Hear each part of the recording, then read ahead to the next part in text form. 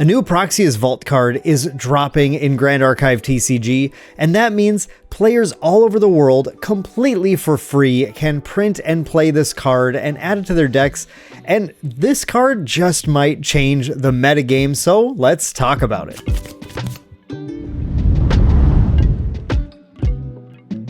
What's up everyone, it's Dan with Main Deck, and I just had to get a quick video out there talking about what I think is one of the better Proxia's Vault cards, one of the best, maybe, Proxia's Vault cards we've seen. And now we've seen some cards that have been very powerful out of Proxia's Vault before, and some that haven't seen quite as much success, at least not yet. But I think this one has the chance to immediately impact the metagame, so let's show it off right now and talk about this. This is Clarent Reimagined. Now, if you're new to Proxia's Vault, you're new to Grand Archive, you don't understand what this is, Proxia's Vault is a system where players are able to just grab this card image off of the official index, which has a print and play feature built in, print this card out, and you can play it in your material deck in any tournament, from your low-level locals, whatever you're doing, lowest level locals you can, to the highest level of competition at Ascent, Nationals, Worlds. This is legal to print and play, totally free.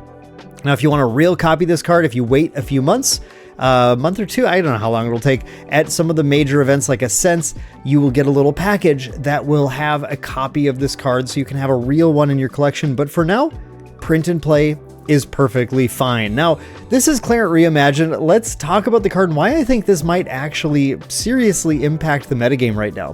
Clarent Reimagined is a 2-cost Regalia weapon, warrior sword, with 1 power and 3 durability, and it has 2 Lorraine bonuses on it. Okay, so let's be clear. This is for Lorraine. This is for Lorraine only. There is, we'll talk, just briefly mention, there is, I think, some Merlin play here that's kind of interesting that we can talk about at some point, but really this is a Lorraine effect that you want to look at. And so unlike maybe some other Proxia's Vault cards in the past, this is just going to prop up the Lorraine deck, but it's going to do it in a way that I think is going to bring some versions of Lorraine into the metagame that can really compete against some other decks that currently exist. So the first Lorraine bonus is, while paying for this card's memory cost, which is 2, which is a hefty cost, you can banish a card named Clarent, Sword of Peace. You remember this old card? Not a very good card, but now you can put it in as a way to pay this cost, and up to 1 other Sword Regalia card from your material deck.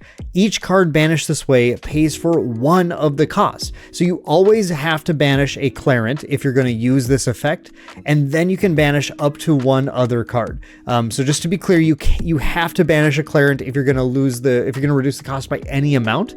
But this ability now to reduce the cost from 2 down to 0 by banishing a Clarent and any other sword allows you to play this for free, and then you get access to this second effect. Remove a durability counter from Clarent. If target unit would be dealt non-combat damage this turn, prevent 2 of that damage. And Clarent gains Spell Shroud until end of turn. Now this is a whopper of an effect right here, okay? This is huge. Now the original Clarent was pretty weak. You could remove durability counters to prevent 1 non-combat damage on everything that turn, and that was it. It just prevented 1 there, and it was the next instance of damage, right? So that was the big issue. It was just 1 damage 3 times that you could do with the original Clarent. Now this says if a target unit would be dealt non-combat damage, you prevent 2 of it that turn. That's a blanket damage prevention that applies to every instance of non-combat damage that unit would take this turn. Now, you all are familiar, of course, with the Burst Asunder deck that's been doing pretty well. This isn't like a tier 0 format, right? This isn't one that's completely oppressive and causing a lot of problems in the competitive game. But it is a tough deck to face at locals. It is a deck that usually just beats a lot of rogue brews because they just can't keep up with its power. But what Clarent does is it says, target Burst Asunder deals no damage to my champion this turn, because Burst Asunder again deals damage in instances of 2. So that means Clarent is the perfect card to just go, yep, not going to take any damage from Burst Asunder. Normally cards like this, like Safeguard Amulet, can be dealt with a Timely Fracturize or something, but of course that second clause on Clarent gains Spell Shroud until end of turn, meaning Clarent is really, really, really difficult to deal with. There's almost nothing in the game that actually can just remove this Clarent, because it has to be a non-spell thing. As long as you have a durability counter sitting on Clarent, you can respond to a Fracturize or any other effect by giving it Spell Shroud. And Clarent has an innate cost of 2, which actually takes it out of the running of some non-spell abilities, things like Unbroken Mustang, unable to target Clarent. That means this is going to be a really, really powerful way for Lorraine to be able to deal with non-combat damage strategies. This is effectively like a super safeguard amulet in the Lorraine deck, because Lorraine is able to, even if you're going to be dealt a bunch of instances of 6 damage, you can remove all 3 durability counters from Clarent in order to get that prevention online. So this is, I think, going to really bring some interesting Lorraine brews into the metagame in a way that Lorraine hasn't really been able to compete yet, especially decks that can go to level 3 and utilize some of the other benefits you can get from this. Now, I mention that because it's important to think about, I think, the lines that you might play this in. One of the lines that I like the best, on your turn you want to go to level 3, you instead materialize Clarent, you banish your other Clarent, and then, let's say, a Drawn Blade. And then on your turn, you Dungeon Guide yourself up to level 3, bringing yourself to Lorraine Spirit Ruler. On Spirit Ruler, now you can bring back Drawn Blade that you banished, draw a card. Now you have a Clarent out for protection. You have a Drawn Blade that's going to have 4 durability counters that you can swing with or use a Spirit Blade Dispersion on just to deal extra damage. You get to draw an extra card when you got that level from the Drawn Blade. You have a Dungeon Guide to attack with. You've done like a crazy amount of stuff this turn, and you've gotten yourself kind of protected and ready to start just punching damage in your opponent. Some people are interested in doing some Lorraine Crux Knight shenanigans here, where Crux Knight actually gets plus damage to all your attacks for each banished sword, and Clarent banishes 2 swords to play itself for free. So that already gets your count up a little bit, which is really nice. And then, of course, if you want to, I guess you can just remove all the durability counters from Clarent to banish it as well to get more damage on your attacks at some point. I don't think that's going to be generally worth it, but that's an interesting line. Now, if we want to talk about like Merlin lines, that's kind of cool. I think this is a little cheeky and maybe something that won't quite get there, because you have to really put this out while you're a Lorraine level 1 before you go to Merlin 2 and 3 to get any benefit from its effects. And Merlin's often leveling pretty fast, to be fair. So this is more of just a theoretical idea, but you could bring out that Clarent on Lorraine, banish 2 swords to it, and then banish the Clarent. You've now banished 3 swords.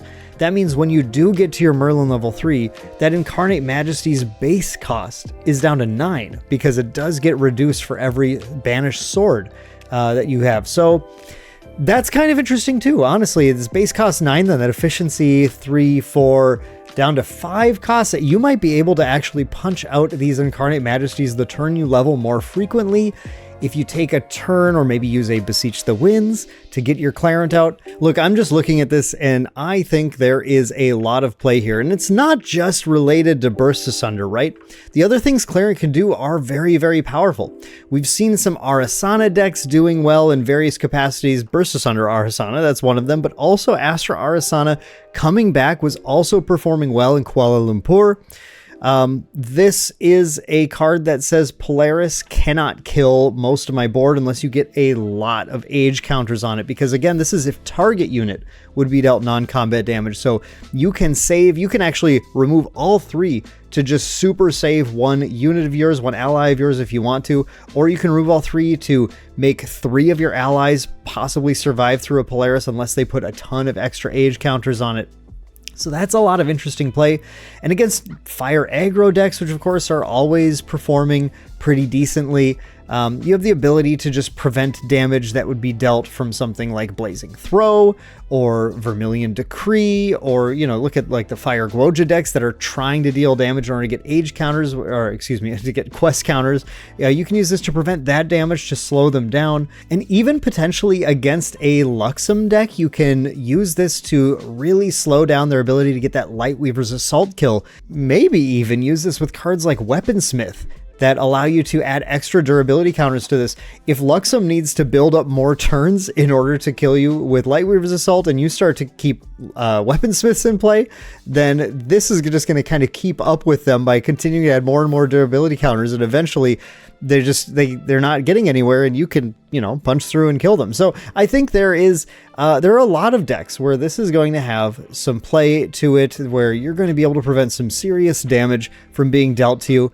And Lorraine is going to, I think, have some more interesting, possibly mid-range builds, go to level 3 builds, Crux-oriented builds that can really take advantage of being able to not die, to burst asunder, to have some play against earlier fire aggro lists, and then use that power that Lorraine already has at level 2 at dealing with allies to kind of handle that, and go to level 3 and then play an actual game and close the game out. So I think Clarent is going to bring Lorraine, especially Lorraine level 3 decks. We've seen Lorraine ally decks doing fine, but this is going to be a tool for those as well. But I think this is going to definitely bring Lorraine level 3 decks back into the fold for the rest of the metagame that we're going to see going into Nationals and then into the release of Mercurial Heart and then into Worlds. And I almost forgot to mention an extremely important part of this card, I think, is that you can use Spirit Blade Ascension to bring it back from the banishment after you have used all 3 of the durability counters on it. This is kind of crazy, actually, because that means you can respond with all 3 to bring up a total damage prevention of 6 if you want to, and then use Ascension, swap a different sword that you have out, a drawn blade that you put out, for example, bring Clarent back in, and then use 3 more to prevent a total of like 12 damage. Like, this makes it so even Rye decks, if you happen to play against a Rye deck, can't get a lethal line on you with that massive amount of prevention on that turn. Or it just allows you to have access to it turn after turn. Every time you find an Ascension, it's like finding another super safeguard amulet that's also a sword that you can attack with if it becomes a lethal line. That's so crazy to me, and that's one of the reasons that I think this is really very strong deck that's going to enable these level 3 Lorraine decks. I wanted to close this video out by at least providing some kind of deck list to you guys. As far as like a new deck list using level 3 strategies, as this card's still hasn't even been out for 24 hours, we're going to have to do some testing. We're going to have to figure out what actually works the best. But here I grabbed Ascent Kuala Lumpur's 2nd place list, RubyXillia's Fire Aggro Lorraine. And this is honestly a perfect starting point if you just need to get Clarent in something right now and you want to get a deck that's performing well. You can easily slot both Clarents in here to make it viable by pulling out probably the Safeguard Amulet and then one other card, possibly just a bauble of some kind. It could be one of the swords like Drawn Blade or Forged Light Blade. To make the room for these, and then having that Clarent in there now will allow you to have a bunch of extra interaction that can allow you to defeat those Burst Asunder lists or deal with other Fire Aggro lists. And while this list might not have as much trouble against decks like Luxem or maybe other rogues type strategies, as the aggro decks tend to just kind of destroy them anyway, it will definitely, I think, shore up those matchups a little bit more, give you a little bit more play. So I think even here we have already decks that are performing very well, where I think this card is going to slot right in and do a fantastic amount of work. We even have a really cool interaction here where this list is a fire list running Tempered Steel, and I love the idea of Tempered Steel alongside Clarent because Tempered Steel allows you to put extra durability counters on it. You can now think of Tempered Steel in a list with Clarent Reimagined as half of a Safeguard Amulet every time you play it, just set up and ready to go, as well as getting you that floating memory. And that is a lot more value than Tempered Steel is usually able to accrue. So that's a really cool interaction. I think there are going to be reasons to throw Clarent into these lower level Lorraine lists, and I think there's going to be a lot of exploration that can be done. It's going to be able to protect your allies. It's going to be able to deal with powerful kill condition cards. It slices, it dices, it kind of does everything. So I would love to know what you guys think about Clarent Reimagined. Am I right on the mark? Is this a really powerful card, or am I over exaggerating a little bit? What do you think about the new sword? Are you excited to use it? Let me know in the comments down below. So I hope you guys enjoyed that one. Thank you so much for watching, and we'll see you in the next one.